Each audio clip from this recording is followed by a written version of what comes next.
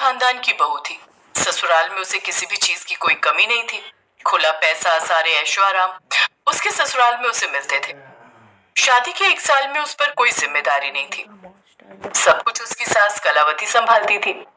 पर आज जब सुबह सुबह कलावती ने उसे किसी जरूरी काम से अपने पास बुलाया तो उसके मन में तरह तरह के सवाल उठने लगे। रीमा, वो मम्मी तुम्हें कमरे में बुला रही हैं।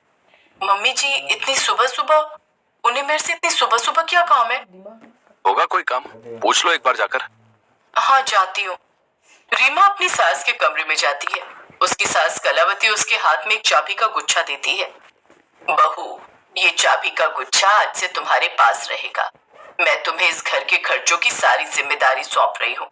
जिस तरह से मेरी सास ने मुझे ये जिम्मेदारी दी थी, अब ये जिम्मेदारी मैं तुम्हें सौंप रही हूँ। पर तुम्हें इस जिम्मेदारी को बहुत ध्यान से निभाना है। अभी मैं ये चाबी का गुच्छा केवल 1 महीने के लिए तुम्हें दूंगी।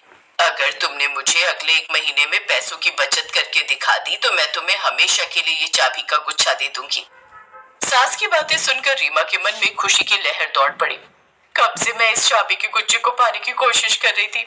आज माँ जी ने खुद ही मुझे ये दे दिया। अब तो मेरे मजे ही मजे। मैं खुला खर्च करूंगी। नहीं, अभी 1 महीने तक तो मुझे बचत करनी होगी। उसके बाद ही जब पूरी तरह से चाबी मेरे पास आ जाएगी तभी ऐसा हो पाएगा। मुझे तब तक अपने आप पर कंट्रोल रखना होगा। समझ आ गई बहू? ये लो, पकड़ो चाबियां और 1 महीने बाद मुझे बताना कि तुमने कितने पैसे बचाए हैं। मैंने तिजोरी में 1 महीने के खर्चे के पैसे रख दिए हैं। अब तुम्हें उनमें से कुछ पैसे बचा कर दिखाना है। कलावती ने रीमा को चाबी का गुच्छा थमा दिया। अब रीमा के दिमाग में बस एक ही बात चल रही थी कि वो बचत कैसे करे। मालकिन, सब्जियां महंगी हो गई हैं, कम से कम 500 रुपए की आएंगी। क्या कहा? इतनी महंगी? रहने दो, मैं खुद ही सस्ती सब्जी खरीद लाऊंगी। तुम दूसरा काम करो। लगता है अब मुझे खुद ही सब्जी खरीदने बाजार जाना होगा। रीमा ने थैला उठाया और खुद ही सब्जियां खरीदने मंडी पहुंच गई। अचानक उसके दिमाग में एक आइडिया आया। इतनी भीड़ भाड़ में अगर मैं थोड़ी बहुत सब्जी चुरा लूंगी तो किसी को क्या ही पता चलेगा। वैसे भी मैं अमीर खानदान की हूँ, मेरे ऊपर किसी का शक नहीं जाएगा। इतनी ढेर सारी सब्जियों में से 2-4 किलो मैंने निकाल भी ली तो इन सब्जी वालों का भला क्या ही बिगड़ जाएगा।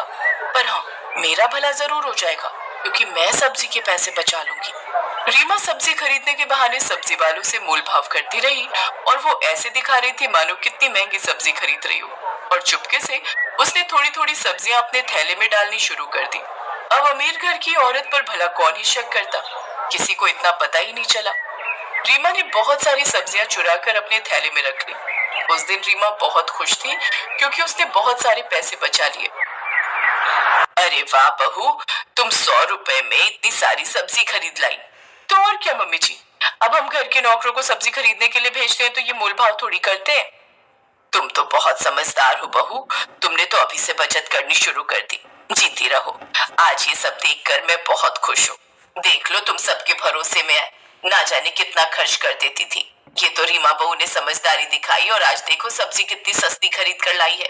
रीमा बहुत खुश थी कि उसकी सास उसके बचत करने से खुश है, पर वो चोरी करने का अपराध कर रही है, इस बात का उसे कोई पछतावा नहीं था। अब तो रीमा की आदत सी बन गई थी रोजाना सब्जी चोरी करने की। वो जब भी मंडी जाती तो खरीदने से ज्यादा सब्जी चोरी कर लेती। रीमा अक्सर ही मंडी से सब्जी चोरी करके लाने लगी। और ऐसे ही एक दिन जब रीमा सब्जी खरीदने मंडी जाने लगी तो वो अपना पर्स ले जाना भूल गई। रीमा ने जल्दी में अपना पर्स सीढ़ियों पर ही छोड़ दिया। काम वाली ने सफाई करते हुए जब पर्स देखा तो सास को पकड़ा दिया। माता जी, लगता है रीमा भाभी अपना पर्स सीढ़ियों पर ही भूल गई। हाँ, बहू तो मंडी गई है। एक काम करती हूँ, मैं खुद ही सब्जी मंडी चली जाती हूँ। बहू को पर्स भी दे दूंगी और मेरा थोड़ा घूमना भी हो जाएगा। कलावती उस दिन खुद ही सब्जी मंडी पहुंच गई। सास को सामने देखकर रीमा घबरा गई। मम्मी जी, आप और यहाँ? अरे हाँ बहू, तुम अपना पर्स घर पर ही भूल गई थी। सोचा तुम्हें पकड़ा देती हूँ, थोड़ा मेरा टहलना भी हो जाएगा। अरे, तुमने सब्जियां कैसे खरीदी जबकि पैसे तो पर्स में है? रीमा के चेहरे पर चिंता की लकीरें पड़ गई। अब वो क्या जवाब देती कि ये सब्जियां चोरी की हैं? उसने अपनी सास को झूठ बोला। अरे मम्मी जी, वो मेरे पास ना थोड़े से पैसे इस थैले की जेब में रखे थे। सोचा अब घर क्या वापस जाऊंगी, जो है इन्हीं से कुछ खरीद लेती हूँ। बस सब्जी मैंने खरीद ली है। कभी कभी मैं बचे हुए पैसे ना इस थैले की जेब में रख देती हूँ। आज सचमुच काम आ गए। ये खूब अच्छा रहा बहू। वैसे करेले दिखाई दे तो खरीद लेना। बहुत दिनों से करेले नहीं खाए, अभी तो महंगे होंगे। कोई बात नहीं मम्मी जी, महंगे हैं तो क्या हुआ, आपसे ज्यादा कीमती थोड़ी है, मैं अभी लेकर आती हूँ। रीमा करेले ढूंढने के लिए मंडी में थोड़ा आगे चली गई। उसे पता था कि उसे करेले चुराने हैं ताकि पैसे बच जाए। इतनी देर में कलावती को एक सब्जी वाला आवाज लगाता है। अरे माता जी, वो भाभी जी आपके साथ हैं क्या? उन्होंने मुझे आलू प्याज के पैसे नहीं दिए। बोल रही थी अभी दे देंगी। अच्छा, हो सकता है भूल गई होगी, कितने देने मैं दे देती हूँ। सब्जी वाले ने कलावती से आलू प्याज के पैसे ले लिए। जब कलावती थोड़ी आगे बढ़ी तो सब्जी वाले के साथ बैठा हुआ एक और सब्जी वाला दोनों आपस में बातें करने लगे। ये तूने सही किया। अब अमीर लोगों पर चोरी का इल्जाम भी तो नहीं लगा सकते। हालांकि हम ये बात अच्छे से जानते हैं कि वो भाभी जी जो यहाँ सब्जी लेने आई है, हम सबकी सब्जी चोरी कर लेती हैं। और पैसे वालों के आगे हम गरीबों का जोर नहीं चलता भैया। वही तो, न जाने घर की क्या मजबूरी, क्या हालात है कि वो भाभी जी सब्जी चोरी करती हैं। मैंने तो आज पैसे निकलवा लिए, बल्कि मैं तो सोच रहा था कि तू भी पैसे मांग ले, बोल देता कि तेरे ठेले से भी उन्होंने सब्जी ली है। अरे छोड़ ना यार, अब आगे से ध्यान रखेंगे। हम उन भाभी जी को यहाँ से सब्जी देंगे ही नहीं, बोलेंगे कहीं और से ले लेंगी, या फिर पहले पैसे फिर सब्जी, और उन पर नजर रखेंगे। कलावती ने उस दिन 3-4 सब्जी वालों को ऐसे बातें करते सुना। कलावती को थोड़ा शक हुआ।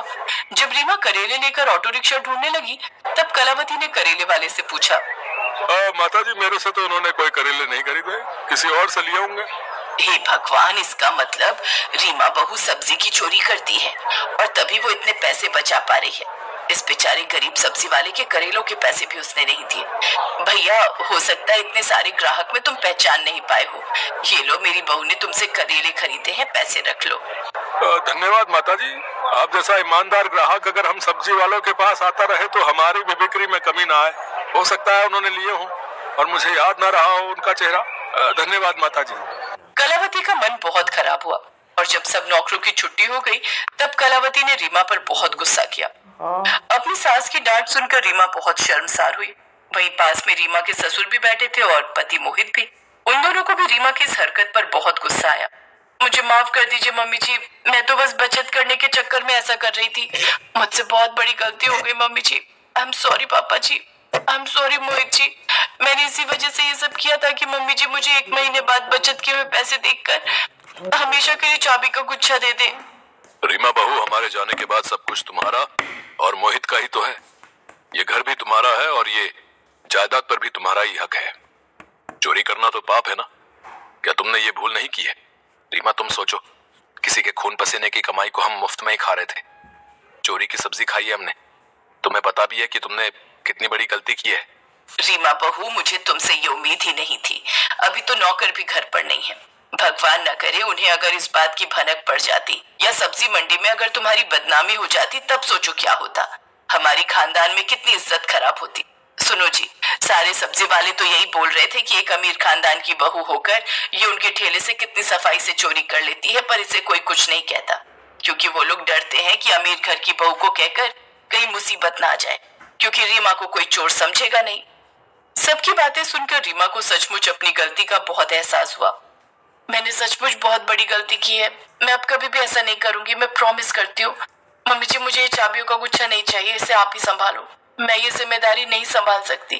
जिम्मेदारी तो तुम ही संभालोगी बहू, पर पूरी ईमानदारी के साथ। ये चाबियों का गुच्छा अब हमेशा तुम्हारे पास रहेगा। रीमा को अपनी गलती का एहसास हो जाता है और उस दिन के बाद वो एक जिम्मेदार बहू बन जाती है।